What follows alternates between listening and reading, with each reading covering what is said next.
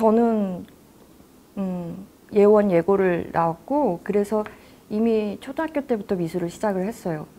어렸을 때부터 미술을 많이 접하고 이미 이제 작가가 되겠다는 생각을 초등학교 때부터 한 거죠. 어떻게 생각하면 뭐 40년이 넘게 그 생각을 계속 가지고서 이제 살고 있는 건데, 그래서 저한테는 삶하고 이렇게 예술이라는 것이 한 번도 분리된 적이 없었던 것 같아요.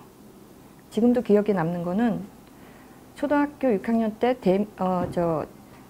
나르치사 골드문트란 책을 헤르만 헤세 거를 읽었는데, 거기서 이제 두 가지 캐릭터가 나오죠. 인물이 나오는데, 수도원에서 살아가는 사람이고, 수도원에서 이제 학생으로 있다가 수도원을 벗어나면서 인생의 여러 가지 이제 고비를 겪고 예술가가 돼서 나중에 이제 병들고 지치고 늙고 이래서 이제 다시 수도원으로 돌아오는 그런 삶을 살았는데, 그 책을 읽으면서 어떤 삶이 제가 가야 할 삶인가를 고민했던 것 같아요.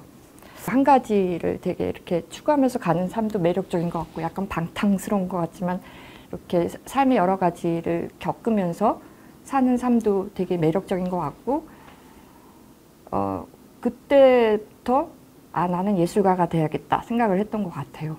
그 당시만 해도 뭔가 내가 이거를 어떻게 나 자신을 객관화시켜가지고 그걸 볼 수 있는가, 이렇게 좀 합리적이고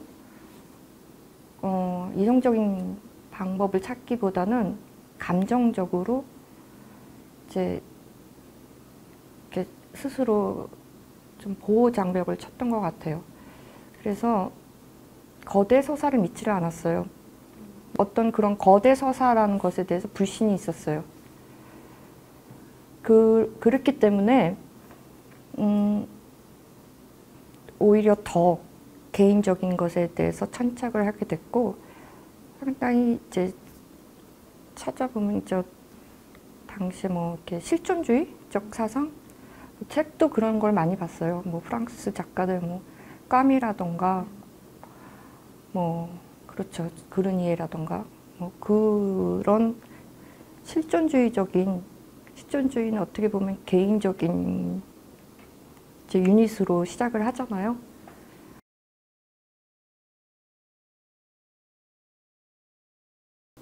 제가 내러티브와 그 이야기를 좋아하다 보니까 영화를 많이 봤어요. 그러면서 영화를 해야겠다 그렇게 생각을 했어요. 뉴욕에 간 김에 영화를 해야겠다. 그러다 보니까 그런 과정에서 비디오 아트를 해야겠다는 생각이 들었던 게, 이제 뉴욕대를 가면서 거기에 제 비디오 아트 1세대 작가가 선생님으로 계신 과가 있었고, 그래서 거기서 이제 비디오 아트를 접하게 되고 계속 하면서 제가 표현하고 싶었던 것을 그걸로 표현할 수 있었기 때문에, 그때부터는 뭐 굳이 영화학과를 간다거나 이런 공부를 해야겠다는 생각은 들지 않았어요.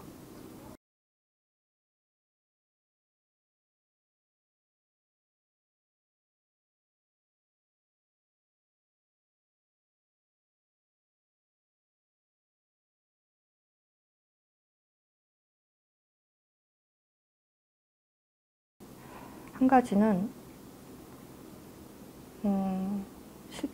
아까도 말씀드린 것처럼 실존적인 것에 대한 관심이 많았다 그랬는데, 실존적인 것은 사실 삶, 죽음 그거잖아요. 그리고 그 중간의 과정. 그러다 보니까 그런 순환에 관심이 많았고, 이제 치즈의 부패 과정을 다룰 때 그런 것을 죽음이라고 생각을 했어요.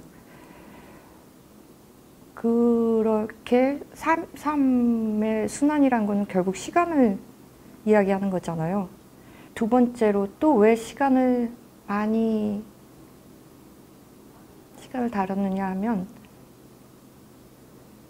그냥 개인적인 성향인데, 무슨 일을 제대로 하기 위해서 많은 시간을 들여야 된다는 어떤 믿음이 있었던 것 같아요.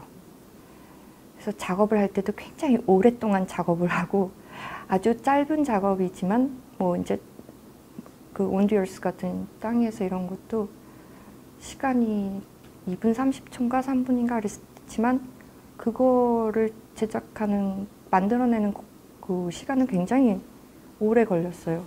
픽셔너리 작업을 할 때도 그게 한 4분 정도 작업인데 2년이 걸렸어요. 그 감각의 공간에서도 있는데 콩나물을 길렀어요, 집에서. 그러니까 시간을 오래 들여서 그것이 마치 태어나고 죽는 것 같이 작업도 시작해서 죽는 건 아니지만 끝날 때까지 그 과정을 굉장히 오랫동안 지켜보고 또 되게 힘들어 했어요. 그 당시에 작업은 프레임 바이 프레임으로, 프레임당으로 작업을 했어요.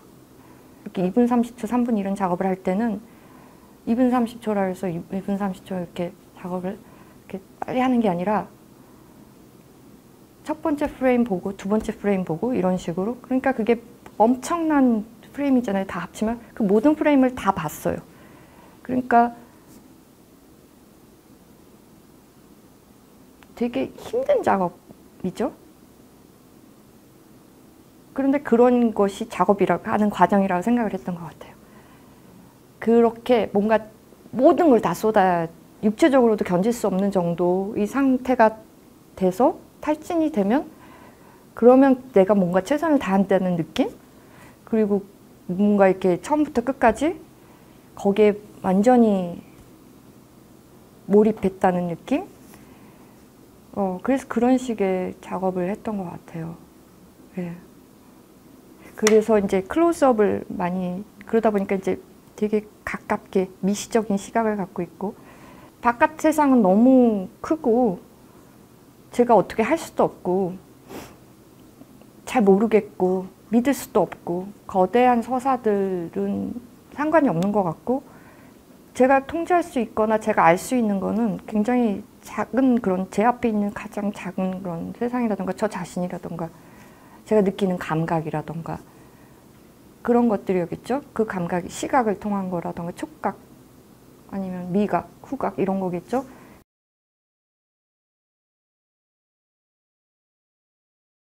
픽셔너리부터는 움직이는 대상을 접하기 시작했는데요. 일단 제 시각이 안에서 바깥으로 나가게 된 거죠. 그리고 작업도 스튜디오 안에서가 아니라 스튜디오 밖에서 이루어지게 된 거고 근데 감정이입이라는 부분에 있어서는 좀 같은 의미인 것 같기도 해요. 픽셔너리하고 또 그 전에 또 행글라이더, 국가대표 행글라이더 선수들을 따라다니면서 했던 작업도 있었고 뒤에 드리밍 라이프 같이 마부들을 따라다니면서 한 작업도 있고 관심이 이제 안에서 바깥으로 돌려졌는데 그렇지만 제 자신을 또 투사했던 부분이 있는 것 같아요.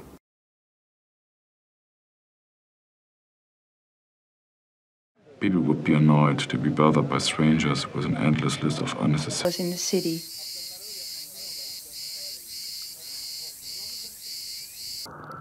He lost all his inherited wealth and honorable family name. 2006년 사이에, 2005년과 6년 사이에는 변화가 있는데 제가 사는 지역이 이제 네덜란드로 옮겨가게 됐죠. 2006년에. 2005년까지 제가 작업을 하는 방식은 일단 다큐멘터리처럼 촬영을 하고 대상을 촬영을 하고 그리고 편집을 하는 과정에서 그 대상에 대해서 어떤 식으로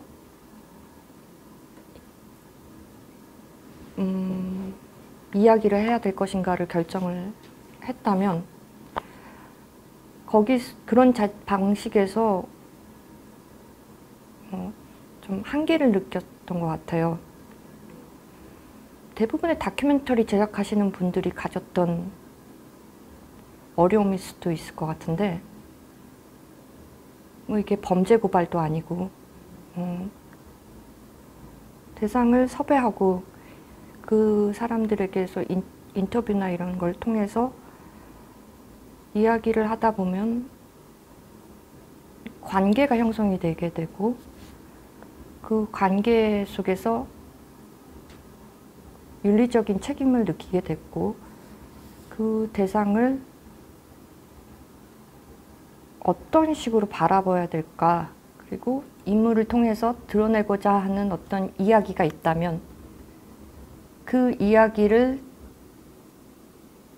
하기 위해서 그 사람을 작품 안에 내가 원하는 방식으로 위치시키는 것이 독단적이거나 비윤리적인 것이 아닐까라는 고민을 하게 됐어요. 그래서 2006년에 그 랜덤 시티를 하게 될 때 처음으로 이야기를 쓰기 시작했어요. 랜덤 시티에 나오는 인물들은 다 허구의 인물들이죠.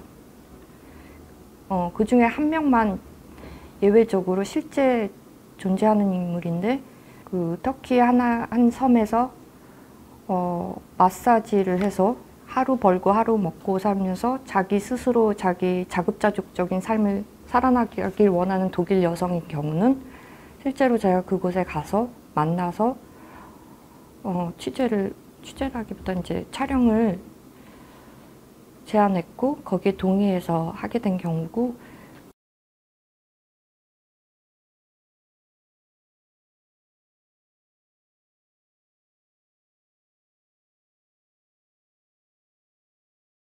그 인물을 둘러싸고 있는 이제 캐릭터와 그리고 그 다른 에피소드에서 나오는 인물들은 다 허구의 인물들이죠.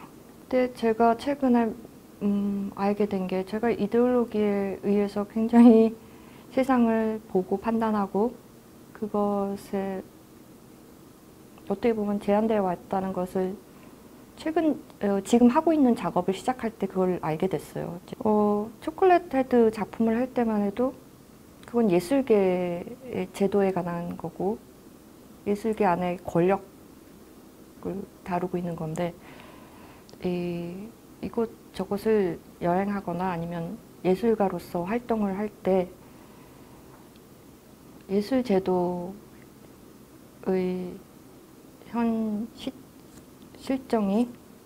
현상이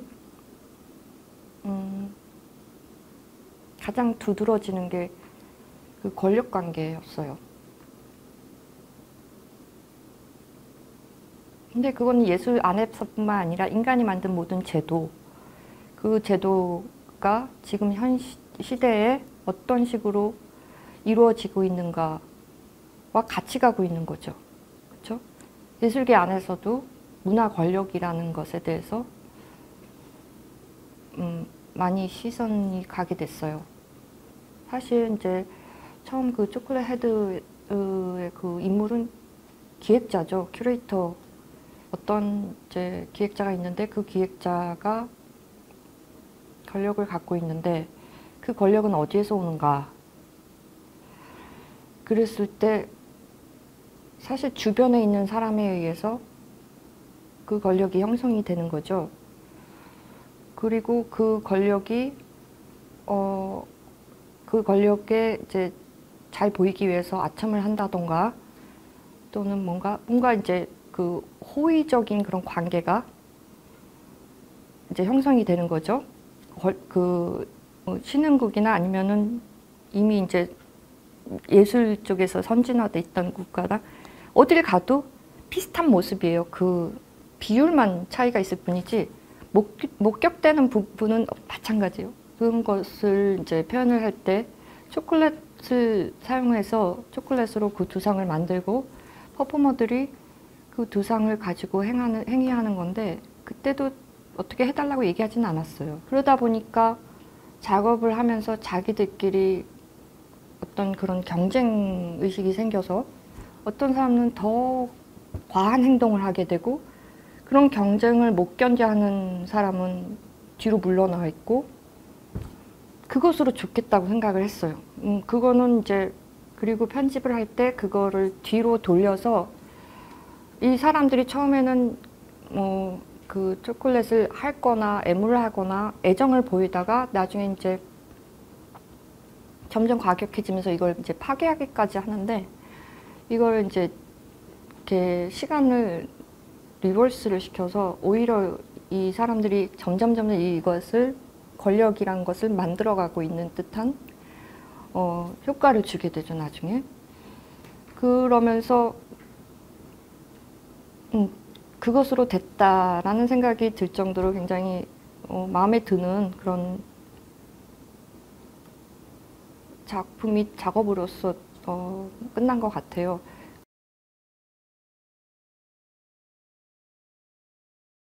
이 작업을 장기 프로젝트로 생각을 하고 있는데 2018년에 처음 시작을 했고 2018년, 19년, 2년에 걸쳐서 이제 버전업을 해가면서 정의되지 않은 파노라마를 진행하고 있는데 이 작품은 제가 해석하고 있는 세계를 보여주고 있죠. 화면 안에 이곳저곳에 사람들이 배치되어 있어요. 근데 그 사람들이 이 평면에서 그냥 어떤 하나하나의 요소로서 구성되어 있다는 것과 다르게 구축의 개념으로서 생각을 하고 있어요.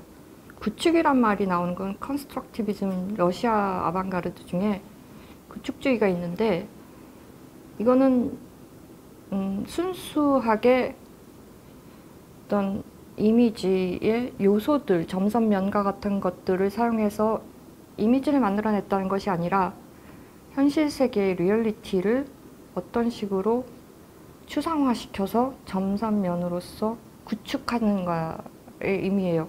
그래서 구성과 구축은 상당히 다른 의미죠. 구성이 미적인 과정이라고 생각한다면 구축이란 건 좀 더 제 생각에는 리얼리티에 관한 이야기인 것 같아요. 제가 초기에 이제 인터뷰 초반에 대학을 다닐 때 추상을 이해하지 못했기 때문에 할 수가 없었다는 말씀을 드렸는데 이제 점차 저는 추상을 이해를 하기 시작한 것 같아요. 추상의 개념을. 추상의 개념은 이제 결국 형이상학에 관한 이야기잖아요. 그랬을 때 제가 작업을 하는 방식이 추상화의 과정이라는 것을 깨닫게 됐어요. 그래서 대상을 보고 대상에 대해서 제가 가지고 있는 모든 것을 동원해서 그것을 파악하고자 하는 거죠. 그래서 저희가 가지고 있는 동물적 감각 또는 이성, 감성, 직관 모든 것을 이용을 해서 그 대상을 파악하고자 하고 그것에 대해서 인식하고 사유해서 제가 얻게 된 제 나름대로의 결론이 있을 거예요. 그런 리얼리티라고 하죠. 그런 리얼리티를 머릿속에 가지고 있어요. 그것이 저에게는 추상화된 리얼리티예요. 머릿속에 있는 그런 리얼리티를 다시 현실로 가져와서 현실 공간에서 재구축하는 것. 그것이 저한테는 예술 작품을 이제 생산해내는 창작 과정이라고 생각을 해요. 모든 작업에서 그런 과정을 알고 있을 때 의식하고 있지 않을 때도 그런 과정을 겪었던 것 같아요. 그것이 때로는 굉장히 그거를 도달할 때까지 시간이 오래 걸리기도 하고 그렇기 때문에 지금 하고 있는 작업도 저한테는 하나하나의 이미지를 콜라주 했다는 것보다는 이 하나하나의 이미지가 가지고 있는 원래의 맥락이 있을 거예요. 그 맥락들에서 그 요소들을 이끌어와서 새로운 무대 위에다가 배치시킴으로써 재구축을 한 거죠. 이제까지 쌓아온 작업의 방식이자 아주 사소하게 말할 수 있는 제 미학이라고 할 수 있을 것 같은데 앞으로 그것을 어떻게 더 진행을 시킬지는 좀 더 생각을 해봐야지 될 것 같아요. 넌센스 팩토리 작업을 할 때 그게 2010년부터였는데 사실 그 이전부터 해가지고 드리밍 라이프 또는 트랜짓 라이프 이런 작업을 할 때만 해도 제가 중요하게 생각했던 개념은 개인, 그리고 소, 집단, 그리고 사회였어요. 그리고 넌센스 팩토리 할 때는 좀 더 사회를 들여다보고, 개인들은 여전히 저한테는 개인의 개념은 굉장히 중요하지만 그래도 사회 속에 속해 있는 어떤 존재들이죠. 사회적 존재들이죠. 그런 식의 관점을 가졌는데, 그것이 2000년의 초반에서 2010년대까지 그렇게 되고, 2010년부터 넌센스 팩토리로 이어져서 최근 뭐 2018년 정의되지 않은 파노라마 시작하기 전까지 그런 넌센스 팩토리 작업이 제가 이제 가지고 있었던 입장인 거죠. 태도인 거죠. 슬립 같은 경우는 실제적으로 일어났던 현상에 관한 이야기를 하는 거잖아요. 그 현상을 통해서 사회를 들여다본 거잖아요. 잠을 했을 때 그것이 어떤 계기가 됐던 것 같아요. 그 사건도 저한테 큰 영향을 미쳤고, 그 이후로 예술이란 게 무엇일까, 예술적 실천이란 게 무엇일까에 대해서 더 많이 생각을 하게 된 것 같아요. 예술가가 작업을 하는 행동은 자기 만족이라고 생각을 해요. 그렇지만 그거와 떠나서 당장 내일 더 이상 작업을 생산하지 않는다 하더라도 이제까지 작업이 크건 작던 간에 사회적 자본으로서 남을 것이고, 그것이 다시 또 크든 작든 역할을 하고 있는 거라고, 기능을 하고 있는 것이기 때문에, 그럴 경우에 무슨 이야기를 해야 할 것인가, 뭐 이야기를 했던 것이 달라지는 건 아니지만 좀 더 철저하게 그런 부분에 대해서 인식하고 인지하고 있어야 되지 않을까. 훨씬 더 그 부분에 대해서 생각을 하는 거를 생각을 많이 하는 것 같아요.